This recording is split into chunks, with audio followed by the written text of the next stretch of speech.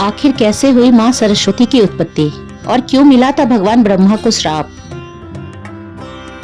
दोस्तों, सरस्वती पूजा तो हम सभी करते हैं, पर उनकी उत्पत्ति कैसे हुई थी आइए जानते हैं। पौराणिक कथा के अनुसार जब ब्रह्मा जी ने सृष्टि की रचना का कार्य संपन्न कर दिया तो उन्होंने पाया कि सृष्टि में सब कुछ है, लेकिन सब मूक, शांत और नीरस है।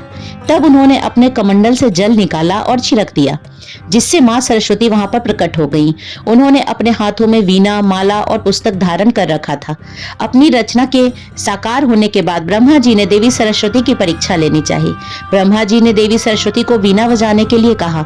तब सरस्वती जी ने वीणा बजाई तो ब्रह्मांड की बनाई हर चीज में स्वर आ गया। वह दिन बसंत पंचमी का दिन कहलाया। इसके साथ ही देवी सरस्वती के मुख से विद्या के पूरे श्लोक वचन का गहरा ज्ञान देखकर ब्रह्मा जी बहुत प्रसन्न हुए, क्योंकि उनकी बनाई गई यह रचना हर तरीके से पूर्ण थी।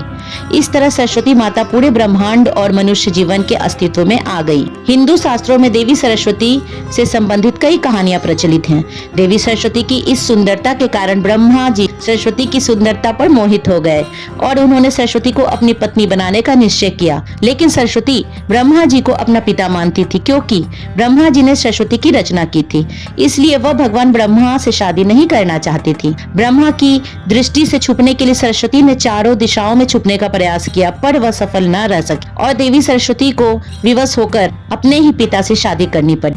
आखिर क्यों मिला था भगवान ब्रह्मा को श्राप। हिंदू धर्म की कथाओं की माने तो अपनी ही बेटी से शादी करने के कारण भगवान ब्रह्मा की सभी देवताओं ने बहुत आलोचना की और ब्रह्मा को उनके किए की सजा देने के लिए सभी देवता मिलकर भगवान शिव के पास गए और ब्रह्मा को सजा देने के लिए कहा। भगवान शिव सभी देवताओं की बात सुनकर बहुत क्रोधित हुए, इसलिए शिव ने ब्रह्मा के 5वें सिर को उनके धड़ से अलग कर दिया। दूसरी कथा की माने तो भगवान ब्रह्मा का 5वां सिर हमेशा बुरी बातों से भरा रहता था, इसलिए शिव ने ऐसे सिर को खत्म करना ही उचित समझा। तीसरी कथा की माने तो भगवान ब्रह्मा की दूसरी शादी करने से देवी सरस्वती बहुत क्रोधित हुई और भगवान ब्रह्मा को श्राप दिया कि आपकी इस पृथ्वी पर कहीं भी पूजा नहीं होगी। राजस्थान के पुष्कर और तमिलनाडु को छोड़कर कहीं भी ब्रह्मा का मंदिर नहीं है।